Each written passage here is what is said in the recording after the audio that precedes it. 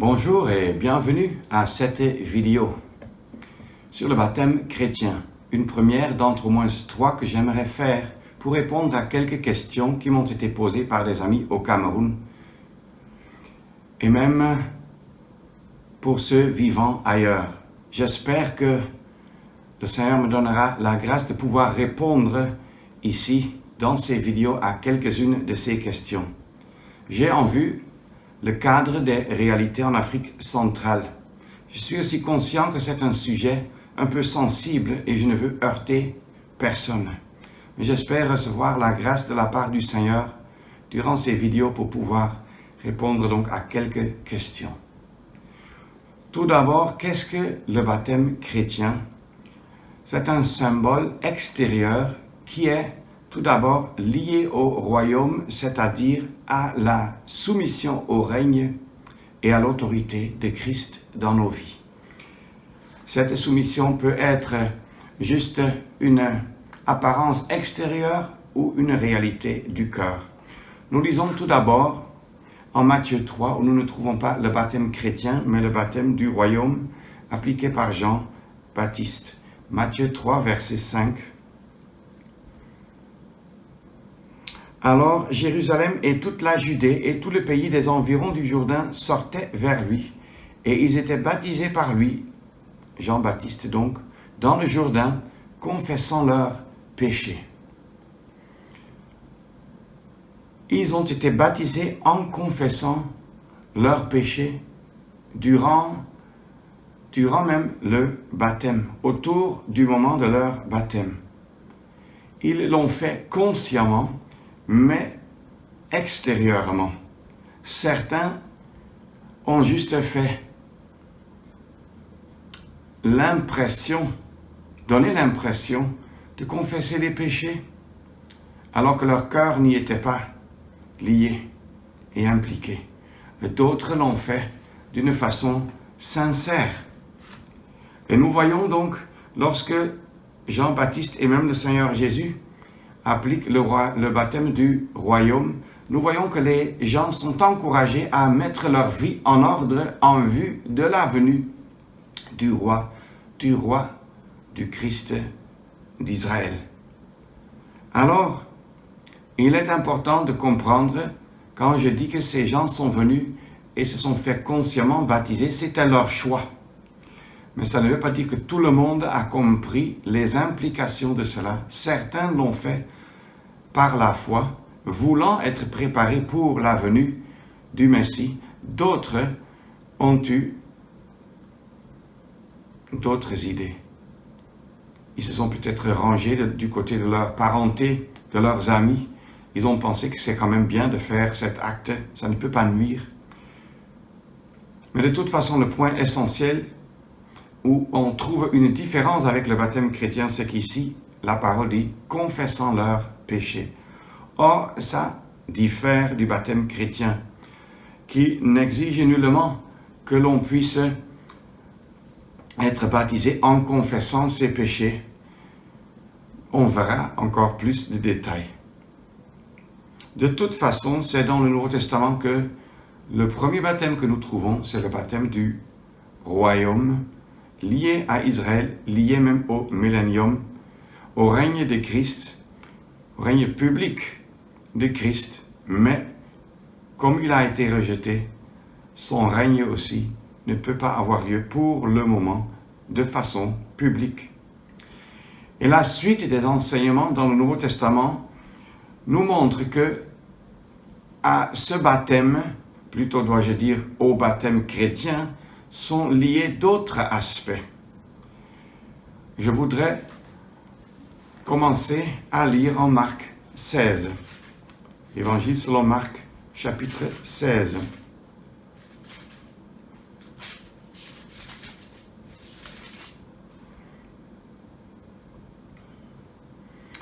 Verset 15.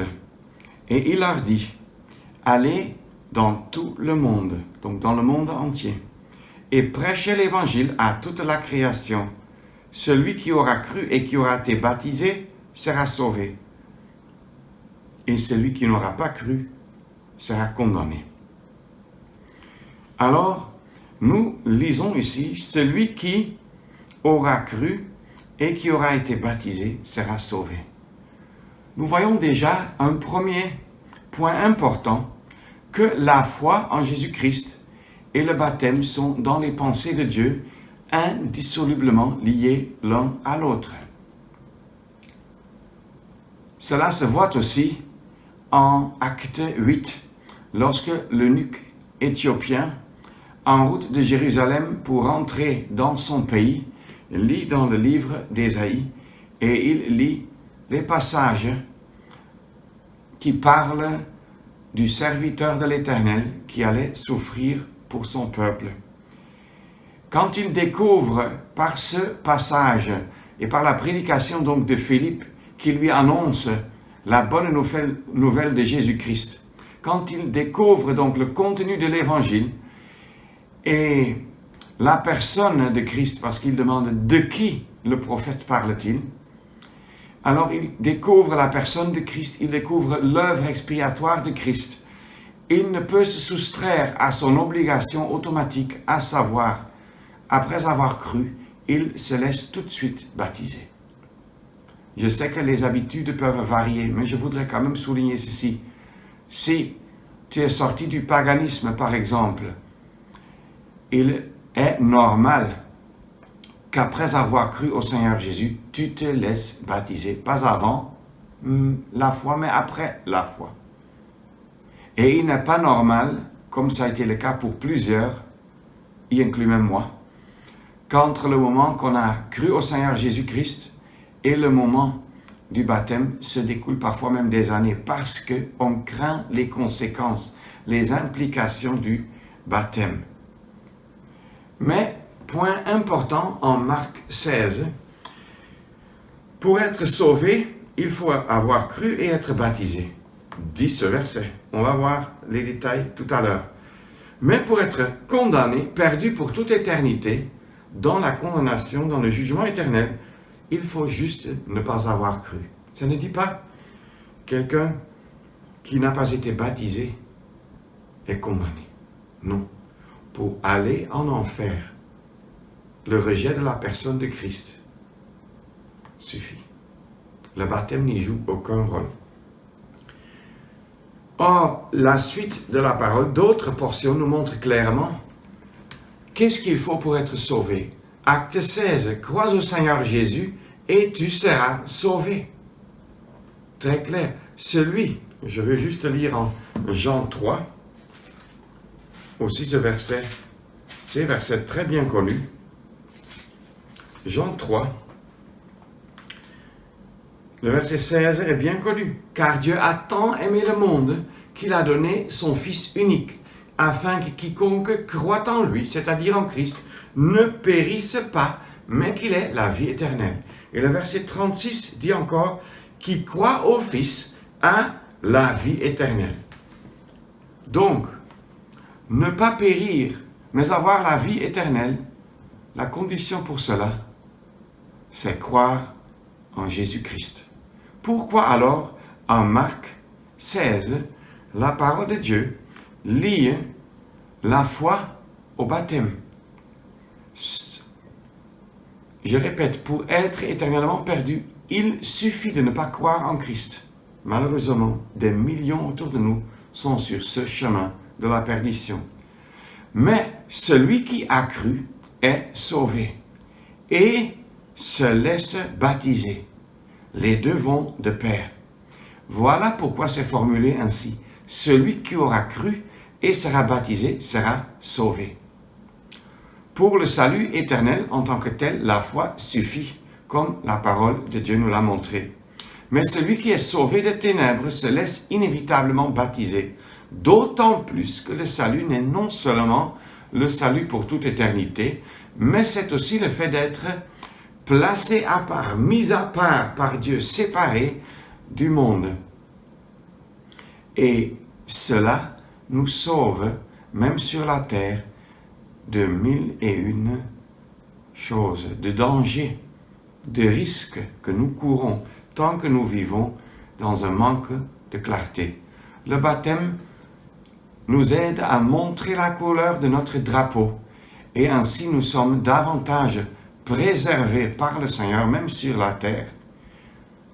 Le monde va nous attaquer parce qu'il n'aime pas que les gens choisissent à suivre Christ. Mais le Seigneur sera de notre côté.